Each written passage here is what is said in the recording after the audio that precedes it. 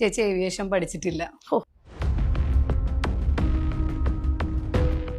Aviation എന്ന് പറയുന്ന ആ ഒരു കോഴ്സ് പഠിച്ചിട്ടില്ല എന്നാണ് കുറെ പേര് എടുത്തിട്ട് പറയുന്നത്. ഫ്ലൈറ്റിന്റെ അകത്ത് നിൽക്കുന്ന തരത്തിലാണ് എഡിറ്റ് ചെയ്ത് വെച്ചിരിക്കുന്നത്. ഇവന്റ് മാനേജ്മെന്റ് ഫോട്ടോ അല്ലേ അത്?